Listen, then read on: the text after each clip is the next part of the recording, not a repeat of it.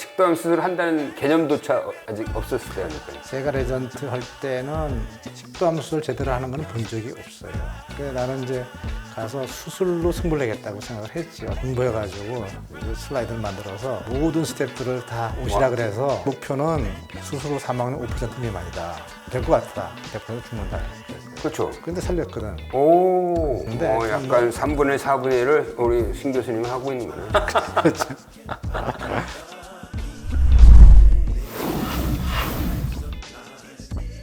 특히 이제 여기 위쪽에 여기 상부 흉부, 상흉부지. 상흉부에 있는 식도암이 좀 커지면은 앞쪽에 있는 기관지를 먹어버려요, 이렇게. 그러면 정말 치료 방법이 없어요.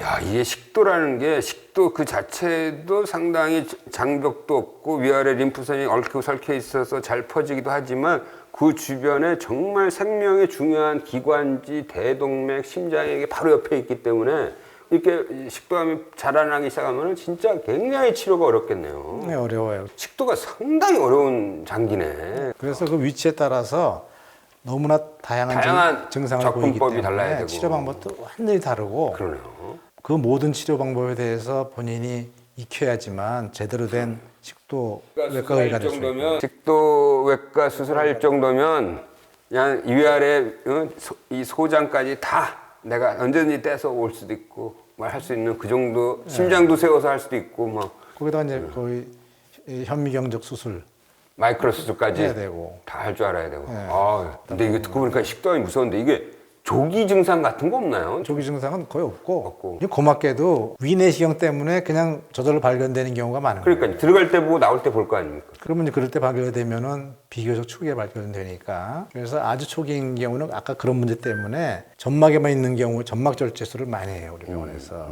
이게 점막에만 딱 있어야지 점막학 네, 조금이라도 강하면은. 상황이 완전히 달라지는 거네. 네. 이야, 이게 진짜 다르. 근데 사실 점막에만 있는 경우에도 모르죠. 임파선 전이가 있는 경우가 있는데 그러니까요. 그건 아주 적어요. 아, 적고요. 다. 그래서 그럴 때는 점막 절제술만 하고 두고 보고 점막 하에까지 가 있으면은 그때는 추가 치료를 해야 돼요. 치료가 옛날에 여태까지는 뭐냐면 수술이에요.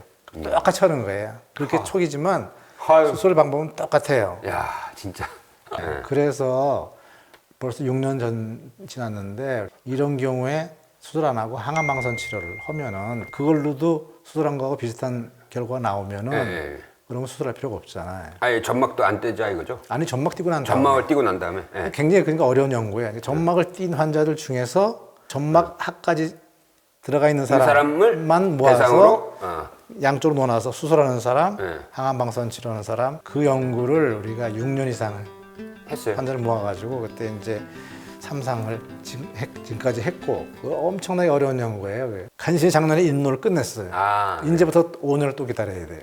이제 생존율을 봐야 되는 거예요. 적어도 3년. 그래서 기다려가지고 그건 이제 그래서 우리 그 제자 과장한테 선물로 남겨놓고 그거는 남으면 무조건 애니제임에 나가야 된다. 무조건 나가야 된다. 뉴 잉글랜드 저널 오브 메디신 나가요. 네, 무조건 나가야 치료 된다. 기준을 바꾸는 거니까. 그럼 포지티브 리저트건 네거티브 리저트건 간에 그건 마찬가지로 나는 거다. 그래서 이제 그게 했는데 이제 그렇게 하는 이유가 뭐냐면 바로 퀄리티 오브 라이프 때문에 그런 거예요. 그러니까 식도가 그냥 있는 상태고 위도 그냥 있으면 있고 그럼 리플럭스도 없고 그러면은 정상 생활을 할 수가 아, 이게 있는데 완전히 삶의 질이 다르군요. 완전히 다르지.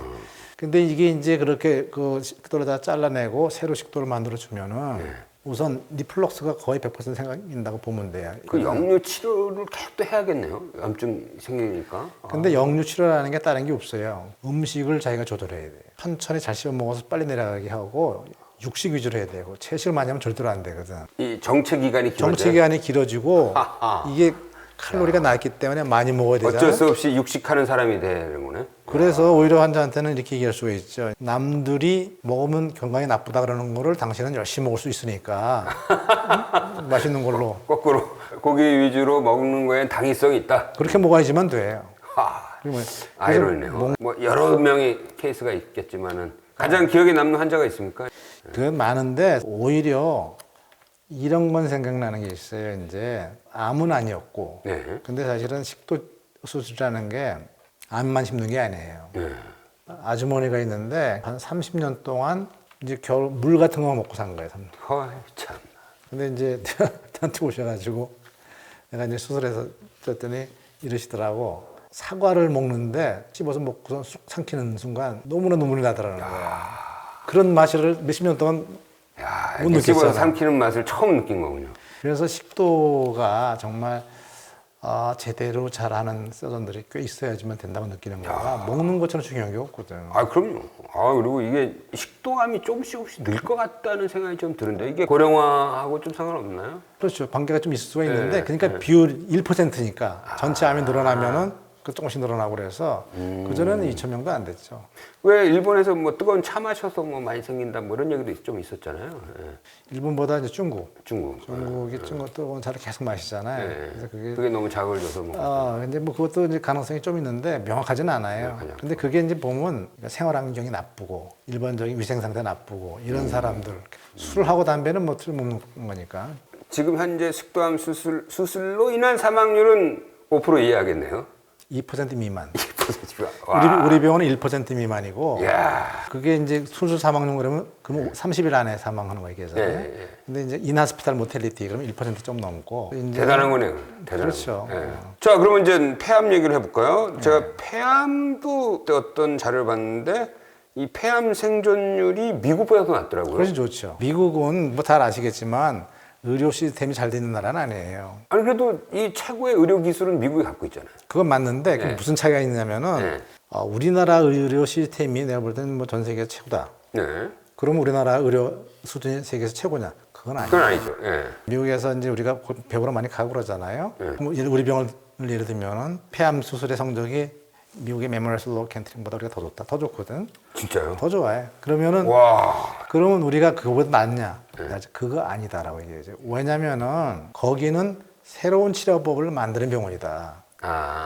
우리는 거기에서 나오는 그런 치료법을 받아들여 가지고 빨리 적용시켜 가지고 환자들한테 좋은 치료를 제공하는 것인데 그거는 최고라고 얘기할 수 없다. 그러니까 우리가 만든 치료법이 이제 다른 나라에서 다 쓰게 되면은 그때서야 이제 그 최고 병원이 되는 거고. 근데 미국은 식도암뿐만 아니라 폐암의 5년 생존율도 한 17%밖에 안 돼. 근데 우리나라는 훨씬 높잖아요. 30% 가까이 되잖아요. 그 발표하는 거 보면은. 그럼 우리나라 훨씬 낫잖아. 치료 자체는만 보면은. 그러니까요. 이게 여러 가지 요소가 거기 있다고. 우리 한국이 이렇게 발전하는데 가장 큰 기여한 바는 뭔가요? 우리 심 교수님만의 어떤 새로운 방식의 수술법을 개발하신 건가요? 원래 제가 시작할 때는 기본이 안 돼 있던 나라잖아요. 전체적으로 나라도 가난한 나라였고, 그다음에 의료는 아주 밑바닥 가까이 있었고, 식도 마찬가지로 폐도 폐암 수술을 하는 거를 제대로 수술하는 걸 본 적이 거의 없어요. 제가 레전트 트레이닝 할 때. 우선 진단도 그때는 툴이 정확하지 않고, CT 뭐 그때 이제 초기니까 정확하게 찍히는 것도 아니고, 그래서 수술하기 전에 환자를 정확하게 알고 들어가는 게 사실은 아니에요. 그 당시에는. 네, 그러니까 뭐냐면, 근데 그 전에 이제 내가 레전트 할 때도 수술하러 들어가서, 이거 안 되겠다 하고선 닫고 나온 경우가 상당히 그 표시 높았거든. 근데 환자 입장에서 보아요. 그 환자는 보통 마이너스가 아니잖아요. 그렇죠. 그래서 최대한 들어가면은 그래도 암을 제거할 수 있는 상태가 됐어야지 되는 건데, 이게 문제가 뭐냐면 우선 이제 암덩어리가 이렇게 심장 가까운 데 일어나 이렇게 있을 때 이놈께 뛸 수 있는 건지 뛸 수 없는 건지 알 수가 없는 거예요. 들어가서 보지 않으면. 들어가서 봐도 모르지. 왜냐면 그 전에 계속 많은 경험을 하고 보고 그러면은 이거 되는구나 이렇게 가지고 그런 건 체계적으로 배웠으면 되는데 그런 게 없었으니까 우리나라는.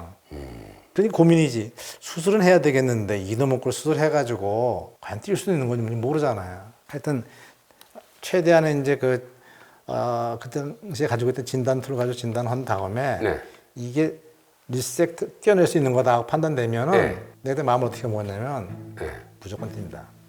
수술장에서 죽는 한이 있어도 뛴다. 이야. 끝을 봐야지 어디까지 되는지 알잖아요. 이 서전의 결기가 느껴지네요. 이건 내가 어떻게든 때리겠다. 이야. 그래서 끝까지 가봐야 되겠다. 그래가지고 그래서 이제 끝을 안 가요. 그래가지고 이런 상황일 때 그러면 나는 사실 심장 수술도 꽤 했었으니까 정 안 되면은 심장의 일부터 자르고. 와. 근데 그게 문제가 이제 원자력병원은 인공심폐기가 없었어요. 그래요. 심장을 세우지 못해. 심장을 체외순환을 못 세우는군요. 못 세우는 거죠. 그러니까 만약에 세워야 되는 상황이 생기면 완전 죽은 거예요. 할 때마다 사실은 완전히 뭐 그렇게 심장이 조이는 수가 없지. 그다음에 이제 만약에 야, 이거 대동맥을 완전히 침범이 그냥- 들어가면 대동맥 아래로 잡고 대동맥을 자르고 다시 이어주고 뭐 이렇게 해야 되는 거거든. 이야, 이건 뭐 영화인데요, 영화. 어? 그러니까 이제 그게 그렇게 안 하고 이제 대동맥을 딱 이제 베끼거든 처음에는 계속 베끼는데 이게 조금 더 베끼면 터트리면 끝이잖아요. 그러니까 살 떨려 사겠나 이거. 그러니까 내가 그때 뭐 그런 거 할 때마다 느낀 게 뭐냐면 이건 내 목숨 갉아먹고 있는 거다. 그렇지. 환자 목숨 살리기 위해서 내 목숨이 갈아먹는 거네. 그렇게 생각했어요. 그래서 그렇게 하니까 끝을 안 거지. 아, 여기까지 되는구나. 아, 그리고 다행히 한 명도 술장에서 죽은 환자 테이블 데스한 분은 없었어요. 없었고 다행이네요. 그거를 그래서 딱 정리를 하시고 다음 환자 수를 적응할 때 아, 여기까지는 할 수 있겠구나. 그런 것들이 이제 기준들이 이제 나오기 시작하면서 거기에 맞게 한 거예요. 그래서 지금은 요새 이제 그 트레이닝 받는 우리 제자들은 그런 고생 안 해도 돼요.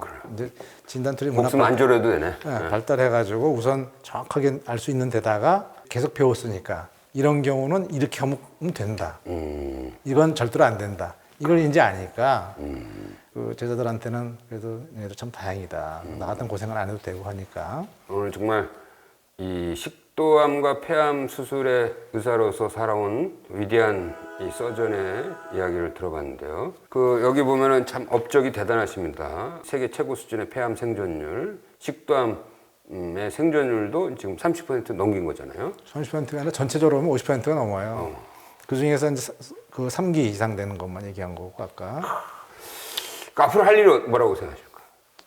이제 제가 할 일은 사실은 그 동안에는 이제 직접 수술하고 환자에 대한 치료, 어큐 트리트먼트지 하면서 살아왔는데 어떻게 보면은 교육이 더 중요할 수 있어요. 그러니까 제가 그래서 우리 병원 초창기부터 저희는 이제 펠로우들을 많이 키웠어요. 근데 우리 병원이 뭐 잘 아시겠지만 우리나라가 흉부외과가 굉장히 그 차이가 많거든. 그러니까 심장 수술을 허용하는데 너무 케이스가 부족한데 폐암 수술도 허용하는데 너무 케이스가 부족한데 이런 데들 많고 그러기 때문에 본인이 뭐 잘못해서가 아니라 그런 환경 때문에 제대로 트레이닝이 안 되는 그런 흉부외과 의사들도 많이 있어요. 그래서 초창기부터 이제 최대한 펠로우를 많이 받아서 전임의를 많이 받아가지고 많이 가르쳐서 내려 보내자 그래가지고 사실은 전국에 이제 제자들이 있어요. 근데 교육시키는 게 생각보다 쉽지 않아요. 그렇게 많이 보여줘도 좀 지난 다음에는 또 잊어버려요. 케이스가 없으면은. 그렇죠. 그래서 내가 요새 그거 생각하는 게 뭐냐면 아카데미를 하나 차리셔야겠는데. 그래서 그런 거를 해가지고 전국에 돌아다니면서 그래야겠네요. 그런데 이제 제자들이 있는 병원도 그렇고 뭐 원하는 데 있으면 어든지 가서 좀 내가 가지고 있는 노하우가 있거나 내 지식이 있으면은 전수해 주는 게 마지막으로 해야 될 일이 아닌가 아, 뭐, 그렇게 생각하고 있죠. 당연히 하셔야 될 것 같습니다. 예. 야, 오늘 우리 세계 최고 폐암, 식도암 수술의 한국에서는 선구자고 지금은 최고 수준의 그 업적을 이룬 심영록 교수의 도전으로 일관된 그 일대기를 좀 들어봤습니다. 오늘 이렇게 명예전당에 나와주셔서 너무 감사합니다. 감사합니다. 네, 감사합니다. 네. 네.